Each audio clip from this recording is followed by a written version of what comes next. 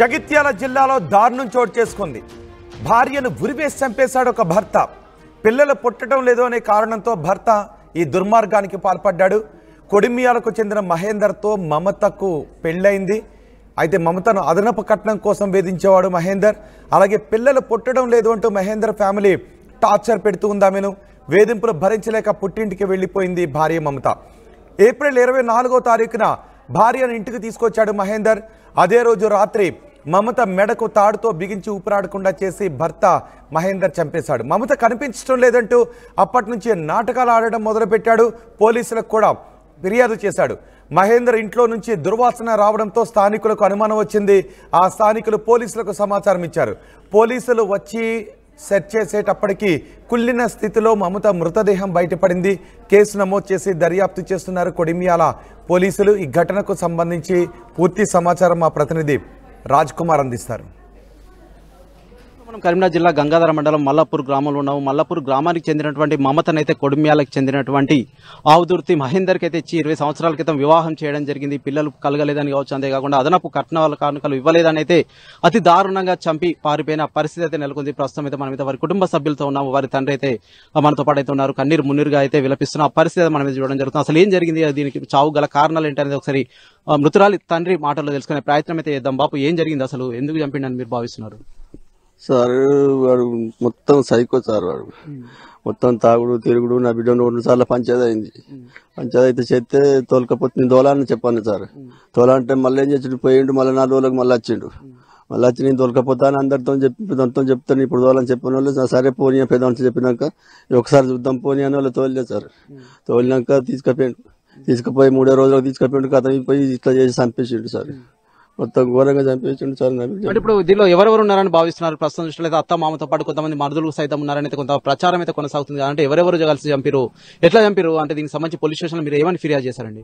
Sir తల్లి తండ్రి నా అల్లుడు వాళ్ళిద్దరు 5 మనుషులు 5 కలిసి నా బిడ్డ చచ్చిపోయింది సార్. 5. అంటే ప్రస్తుతం అయితే చంపిన తర్వాత అయితే తనైతే ఇంటికి తాళం వేసి వెళ్లిపోవడం జరిగింది. కొంత హృదయ విదారక ఘటన అయితే చోటు చేసుకుంది. 20 సంవత్సరాలు అయితే కాపురం చేయడం జరిగింది. 20 సంవత్సరాల తర్వాత చంపడానికి గల ప్రధాన కారణాలు ఏమై ఉంటాయని భావిస్తున్నారు?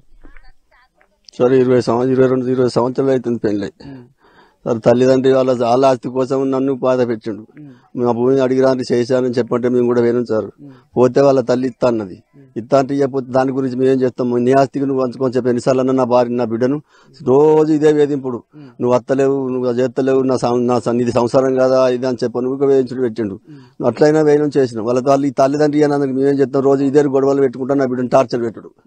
ఎప్పుడు ఇదే టార్చర్ పెట్టు. తాగుడు అచ్చుడు తెల్లందాక రాత్రి 3 గంటల దాకా రొల్లి. రాత్రి 3 గంటల దాకా రోజు ఇదే లొల్లి. అయినా భరించింది నా బిడ్డ. భరించి రాజకీయ తీసుకుపోయి చంపేసిండు. ఓకే, అంటే ఏం చేస్తున్నాడు మీ అల్లుడు? ఏం చేస్తున్నాడు? మీ అమ్మాయి ఏం చేస్తుండేది? అంటే ఇంతకుముందు ఏమన్నా ఇట్లా గొడవలు జరిగినా మీ దృష్టికి ఏమైనా తీసుకొచ్చిందా?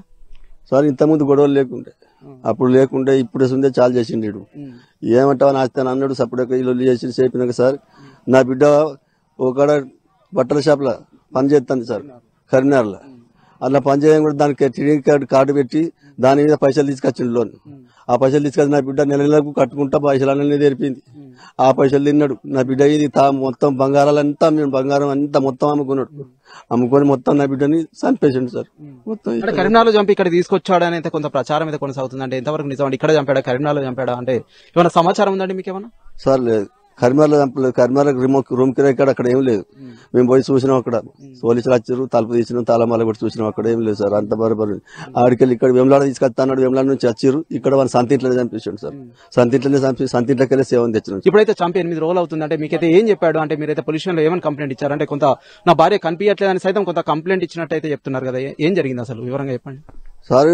ఇక్కడికి మేము 3 రోజులు అయింది. నా బిడ్డ ఫోన్ చేస్తే ఫోన్ లావట్లేదు సార్. నా బిడ్డ ఎటుపోయిందని చెప్పాను. నేను నా బిడ్డ ఇంటికి పోయినా కరీంనగర్ పోతే అక్కడ లేరు. ఆ ఇంటి వాళ్ళు ఓనర్ గా చెప్పారు, అన్న నిన్ననే పేరు వాళ్ళు వెమ్లాడకు తీసుకుపోయాడు, వెమ్లాడ గుడికి పోతాను పేరు అని చెప్పన్నారు. మరి ఏది గుడికి పోతే అని చెప్పంటే మొదలు మేము పోయినాం. 10:30కు అక్కడ పోయినాం సార్. 10:30 పోయేసరికి వాడు పొద్దుగాల వచ్చి మళ్ళా స్నానం చేసి మరో వేరే బట్టలు వేసుకుని వెళ్ళిపోయింటాడు. మేము పోయే వరకు కరీంనగర్ లేడు. లేపోయేసరికి వీళ్ళందరూ అందరం మేము ఫోన్లు చేసుకుంటా చెప్పినాక వాళ్ళ ఇంటి ఓనర్లు వాళ్ళందరూ ఉండి ఆయన మా సర్పంచ్ సాబు చెప్పి ఫోన్ చేసారికి ఇట్లా సంగతి దొరుకుతలేని చెప్పంటే కాంప్లిమెంట్ ఇద్దాం, పోలీస్ కాంప్లిమెంట్ ఇద్దాం అన్నారు మా సర్పంచ్. అన్నవాళ్ళ మరి ఎట్లా ఇద్దామని చెప్పంటే సరే మరి ఇద్దాం ఇక్కడికి రారని చెప్పి అన్న వాళ్ళు మేము ఏం చేసినా అక్కడ మాట్లాడి చేసిన వాళ్ళు అక్కడ పెడదామన్నారు, కరీంనగర్లో పెడదామన్నారు. కర్మలో పెడదామంటే మరి మా సర్పంచ్ తెలుసుకున్నాక అని చెప్పని మా సర్పంచ్ తెలుసుకున్నాం. ఇక్కడ తెలుసుకున్నాక మా గంగాధర తెలుసుకుంటే మా సర్పంచ్ అన్నాడు ఇక్కడ రాదు ఇక్కడ రాదు ఆ అమ్మాయి ఎక్కడి నుంచి వేరు ఎక్కడి నుంచి ఉన్నారు ఎక్కడ కర్మ నుంచి అయితే అక్కడే వర్తించని చెప్పని వల్ల మళ్ళీ మేము వచ్చేసారి మళ్ళీ కర్మేరు వెళ్ళిపోయినాం. కర్మేరు వెళ్ళిపోయి మళ్ళీ అక్కడ వంట వల్ల కేసు పెట్టినాం. పోలీసు వాళ్ళు కేసు బుక్ చేసుకున్నారు. ఒకరోజు వచ్చారు, మేము పోయినాం, అదంతా తిరిగినాం. పోలీసులు మా ఎంబడి వచ్చారు. ఎక్కడెక్కడ టవర్ అంతలే ఉన్న కాడ తిరిగి చూసినాం. అంటే మీ అల్లుడు మాట్లాడినా మీతో నా భార్య కనిపించట్లేదు అని మీకు చెప్పిండా? మాకేం చెప్పలేదు సార్. వాడు మొత్తం ఇక స్విచ్ ఆఫ్ పెట్టింది మొత్తం 2 ఫోన్లు. నా బిడ్డ ఫోన్ గుంజుకున్నాడు, వీని ఫోన్ గుంజుకొని స్విచ్ ఆఫ్ పెట్టేసుకున్నాడు కథ. ఇక మాకు ఏది తెలియదు ఎక్కడ దాచిపెట్టిండో ఎక్కడ ఉంచిండో అని చెప్పని మేము పోలీసులు కంప్లైంట్ ఇచ్చుకుంటా మేము ఇట్లా తిరుగుతున్నాం. మొత్తం మేము సడ్డా కూడా ఇద్దరం కలిసి ఊక రోజు ఇదే తిరుగున్నారు మమ్మల్ని తిరుగుతాను. మాకు ఎక్కడ దొరకలేదు. ఒక రోజు 2 రోజులు 3 రోజులు 7 రోజులు అయిపోయింది. 7 రోజులు అయిపోయింది సార్. నిన్న వాడే సిలిండర్ అయిపోయింది. సిలిండర్ అయింది చక్కగా పోయి. సిలిండర్ అయితే మాకు తెలియదు. మాకు మేము ఇంట్లో సపరేట్గా ఉన్నాం. ఇట్లా ఉండేసరికి 9:10 అవుతుంది సార్. కొడిమ్యాలు ఎస్ఐ వాళ్ళు వీళ్ళందరూ వచ్చారు. తలుపులు తాళం వల్ల కొడతామని చెప్పండి. సరే అని చెప్పి ఉరికొచ్చేవరకు ఏమున్నది శవం ఉన్నది అందులో. తాళం వల్ల కూడా చూసేవారు శవం ఉన్నది అందులో. అంటే ఇప్పుడు మీకు ఎలాంటి న్యాయం కావాలని కోరుకుంటున్నారంటే మీ పాపనైతే కన్నీరు మున్నీరుగా అయితే విలపిస్తున్న పరిస్థితి ఉంది. తనైతే చంపడం జరిగింది, తనైతే సరెండర్ అయ్యారని మీరైతే వెల్లడిస్తున్నారు కదా. ప్రస్తుతం అయితే మీకు ఎలాంటి న్యాయం జరిగితే బాగుంటుందని మీరు భావిస్తున్నారండి? సార్ మాకు న్యాయం ఉంది. వాళ్ళు నా బిడ్డ ఎట్లా పోయిందో వాళ్ళందరూ బయటికి వెళ్ళకుండా వాళ్ళు కావాలి నాకు. నా అల్లుడు నా తమ్ములు వాళ్ళ తల్లిదండ్రి సార్ మాకు నా శిక్ష అనుభవించిన కాబట్టి వాళ్ళు కూడా శిక్ష అనుభవించాలి నాకు. అంటే మీరు ఏమైనా మాట్లాడారా వాళ్ళ తల్లిదండ్రులతో? ఏమైనా మాట్లాడే ప్రయత్నం చేస్తారా ఈ 4-5 రోజుల క్రితం? మేము ఏం మాట్లాడలేదు. మేము ఏం మాట్లాడే ప్రయత్నం వాళ్ళతో చేయాలి. చూపెట్టిన వాళ్ళని తల్లిదండ్రులు తెలుగు పట్టుకపోయి పరిస్థితి చెప్పంటే పోయి ఒక రోజు వేరు సార్ మళ్ళీ వాపసు వచ్చారు. పోలీసు వాళ్ళు ఆ రోజు పట్టించుకోలేదు. ఇక మేము చేసే ప్రయత్నం మేము చేసినాం. మళ్ళీ పట్టుకపోతున్నాను పట్టుకపోలే చేయలేదు. తల్లికి అంత ఏర్పడి తల్లిదండ్రికి అంత ఏర్పడి సంపేషన్లో పెట్టించేసింది నాకు తెలియదు అని చెప్పింది. నిన్న చూసే వరకు అందులోనే ఉంది సార్. ఓకే, అంటే ప్రస్తుతం ఇప్పుడు వీళ్ళందరూ ఎక్కడ ఉన్నారు? నిన్న అయితే మా ముందటనైతే తీసుకుపోతా ఉన్నారు. పోలీసు వాళ్ళు తీసుకుపోలేదా మేము గవర్ని చూడలేదు సార్. మా ఆపదలో మేము వచ్చినాం సార్. మాకేం తెలియదు కాదు. వాడు ఎక్కడ ఉండవు వాళ్ళు ఎక్కడ ఉండవు వీళ్ళందరూ తీసుకుపోయినా అంటారు. తీసుకుపోలేదు అది వాళ్ళకి ఏర్పాటు పోలీసు వాళ్ళకి ఏర్పాటు సార్. మాకైతే తెలియదు మరి. ప్రస్తుతం మనమైతే చూస్తున్నాం. మనమైతే ఇక్కడ మల్లాపూర్ దగ్గర అయితే ఉండడం జరిగింది. మమతనైతే 20 సంవత్సరాల క్రితం ఆవుదుర్తి మహేందర్ అనే వ్యక్తికి అయితే వివాహం చేయడం జరిగింది. కానీ ఏం జరిగిందేమో తెలియదు. కానీ కొంత పిల్లలు కలగట్లేదని కావచ్చు, అంతేకాకుండా కట్న కానుకలు ఇవ్వలేదన్న కారణం చేత అయితే అతి దారుణంగా ఉరివేసి చంపి ఇంటికి తాళం వేసి అయితే వెళ్లడం జరిగింది. తర్వాత తనైతే పోలీసులకైతే లొంగిపోయినట్టయితే ఇప్పుడు మృతురాలి తండ్రి అయితే వెల్లడిస్తున్నారు. ప్రస్తుతం అయితే వీరి కుటుంబ సభ్యులు కన్నీరు మున్నీరుగా విలపిస్తున్న పరిస్థితి అయితే మల్లాపూర్ గ్రామ పంచాయతీ పరిధిలో అయితే చోటు చేసుకుంది. ప్రస్తుతం అయితే గ్రామంలో విషాద ఛాయలు అయితే అలుముకున్నాయి. ఇటువంటి ఘటనలు ఒక్కసారి మరొకసారి అయితే మాట్లాడే ప్రయత్నం చేద్దాం. చెప్పండి. ఎన్నిసార్లు అడిగితే అన్నిసార్లు నాకు 20,000 కావంటే 20,000, 30,000 కావంటే 30,000, ఫోన్లు కావంటే ఫోన్లు కొనిచ్చిన బండి నాదే, నా అన్ని మొత్తం అన్ని సర్వం నాయే సార్. ఇప్పటి వరకు నాకు వానికి 4-5 లక్షలు పెట్టినాం సార్. మేము 4-5 లక్షలు తిన్నాడు. లాస్ట్కి అయితే నా బిడ్డను అంత బంగారం అమ్ముకుంటూ అన్ని చేసిండు. లాస్ట్ చంపేసిండు నా బిడ్డను. ఓకే, ప్రస్తుతం అయితే తనైతే కన్నీరు మున్నీరుగా విలపిస్తున్న పరిస్థితి అయితే మనమైతే చూడడం జరుగుతుంది. నా బిడ్డనైతే చంపడం జరిగింది. ఏది కావాలంటే అది సైతం నేను ఇవ్వడం జరిగింది. బండి కావచ్చు, పైసలు కావచ్చు, ఎన్నిసార్లు అడుగుతా అన్నిసార్లు ఇవ్వడం జరిగింది. దాదాపు ఒక 5 లక్షల కంటే ఎక్కువ ఇవ్వడం జరిగింది. అన్ని దీన్ని తీసుకున్న తర్వాత అయితే నా పాపనైతే అతి దారుణంగా చంపాడంటే వారి తండ్రి అయితే విలపిస్తున్న పరిస్థితి మనమైతే చూడడం జరుగుతుంది. మనతో పాటు అయితే కొంతమంది గ్రామస్తులు ఉన్నారు. ఒకసారి వారితో సైతం మాట్లాడదాం. సార్ చెప్పండి, అంటే మీతో మాట్లాడుతుండేదా మమత ఎట్లా ఉండేది ఇక్కడ గ్రామంలో? అయితే మీకు సైతం తెలిసి ఉంటుంది కదా, అంటే ఎలా జరిగింది అనుకుంటున్నారు? మమత అనే అమ్మాయి అసలు ఊర్లో ఎవరికి ఉన్నదనేది కూడా చాలా నైస్ పర్సన్. ఇంట్లోకి వెళ్ళి కూడా బయటికి వెళ్ళేది కాదు. దురదృష్టం ఏంటంటే వాడు సైకోగా తయారై అమ్మాయిని చంపడం, వేధించడం జరిగింది. వానికి తగిన విధంగా వాడు జీవిత ఖైదు వేసి వాళ్ళకు తగిన మూల్యం చెల్లించాలని కోరుకుంటున్నాను. ఓకే, అంటే ప్రస్తుతం అయితే ఎందుకు చంపాడని మీరు భావిస్తున్నారు? అంటే ప్రధాన కారణం ఏమేమిటి అంటే వీరైతే చెప్తున్నారు కొంత తాగుడు కావచ్చు, అంతేకాకుండా కొంత బానిస ఇవ్వడం జరిగింది, అంతేకాకుండా కట్న కానుకలు ఇవ్వలేదని కావచ్చు, పిల్లలు పుట్టలేదని ప్రధాన కారణం చెప్తున్నారు, అంతేకాకుండా కొంత ఆస్తి తాగాదాలు సైతం ఉన్నాయని అయితే మరి తండ్రి అయితే వెల్లడిస్తున్నారు. ఇంకా ఇది కాకుండా ఇంకేమైనా కారణాలు ఉన్నాయని భావిస్తున్నారు? అంటే ప్రస్తుతం అయితే వీరికి ఎలాంటి న్యాయం జరిగితే బాగుంటుందని మీరు భావిస్తున్నారు సార్? వాళ్ళ అమ్మాయిని ఒక 2 years నుంచి వేధించడం అయితే ఇది వాస్తవం. ఇప్పుడు మొన్న రీసెంట్ గా ఒక 15 రోజుల క్రితం పంచాయతీ జరిగింది. పంచాయతీ జరిగితే ఆ రోజు అందరం ఇక్కడ పంచాయతీ వద్ద ఏం చెప్పామంటే, తీసుకుపోయి నీ భార్యతో 20 సంవత్సరాలు నువ్వు పెళ్లి చేసుకుని కలిసి ఉండాలి అంటే నేను సరే నా భార్యను చక్కగా చూసుకుంటాను, తీసుకుపోతాను, ఏదైనా వర్క్ చేసుకుంటాను అని చెప్పి తీసుకెళ్లడం జరిగింది. ఏం చేస్తున్నాడు మహేందర్? అసలు ఏం చేస్తుంటాడు? టైలరింగ్ వర్క్ చేస్తున్నాడని చెప్పాడు మాకు. గత ఆయన 20 సంవత్సరాల నుంచి టైలర్ వర్క్ చేస్తారని తెలుసు. అమ్మాయి ఇప్పుడు రీసెంట్ గా 2 years నుంచి చెన్నై షాపింగ్ లో మా వర్క్ చేస్తుంది. ఆమెకు 14-15,000 జీతం వస్తుంది ఆమెకు. తను ఏం చేసినంటే ఇప్పుడు 1.5 year నుంచి ఏం వర్క్ చేయడం లేదు. ఆమె డబ్బులతోటే జల్సాలు చేసుడు, ఆమె ద్వారానే అన్ని మొత్తం సంసారం వెళ్ళదీసే డబ్బులన్నీ ఆమె వాడుకుంటుండు. ఆ రకంగా కూడా అతడు నమ్మించి మోసం చేసి తీసుకెళ్ళాడు. బుధవారం నాడే తీసుకెళ్లాడు అమ్మాయిని. బుధవారం అంటే గురువారం, శుక్రవారం 2 రోజుల మధ్యలో అంతే. బుధవారం ఈవినింగ్ తీసుకెళ్లాడు. గురువారం ఈ 2 రోజులలోనే కథం ఈ రకంగా చేశాడు. నమ్మించి నమ్మక ద్రోహం చేశాడు. ఇది కావాలని ప్రీ ప్లాన్ గానే చేసేసి వాళ్ళ కుటుంబ సభ్యులందరూ కలిసి. అంటే ప్రస్తుతం దీనిలో ఎంతమంది ఉన్నారు అనుకుంటున్నారు? ఇంకెవరన్నా వాళ్ళ కుటుంబ ఫ్యామిలీ ఉండొచ్చు అనుకుంటున్నాం మేము. ఒక్కరి వల్ల కాలేదు, అది వాళ్ళ కుటుంబీకులు ఎవరైనా అతనికి సహకరించవచ్చు.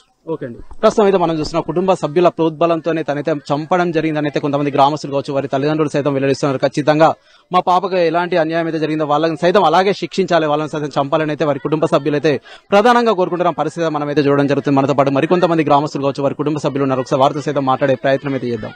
సార్ చెప్పండి, అసలు ఏం జరిగిందని భావిస్తున్నారు? ఎందుకు జరిగింది? ఇంత ఘోరమైన సంఘటన జరగడానికి కారణం ఏంటని భావిస్తున్నారండి? నా పేరు మహేష్. మా బావ వీళ్ళు వాళ్ళ అమ్మ అందరు కలిసి నా అక్కని చంపేసిర్రు. ఆస్తి అన్నారు, వరకట్నం అన్నారు, ఎన్నో అని మా అక్కని చిత్రహింసలు పెట్టిర్రు. వాళ్ళ చెల్లె వాళ్ళ అన్న అంటే ఇప్పుడు మా బావ మహేందరు, వాళ్ళ తమ్ముని పేరు అనిలు నడిపోడు, చిన్నోడు వెంకటేశు, వీళ్ళందరూ ప్లాన్ వేసి అప్పట్లో పంచాయతీలు అయినా గాని ఇల్లు జాగా ఈ పెద్దయినకి ఇయ్య అన్నారు.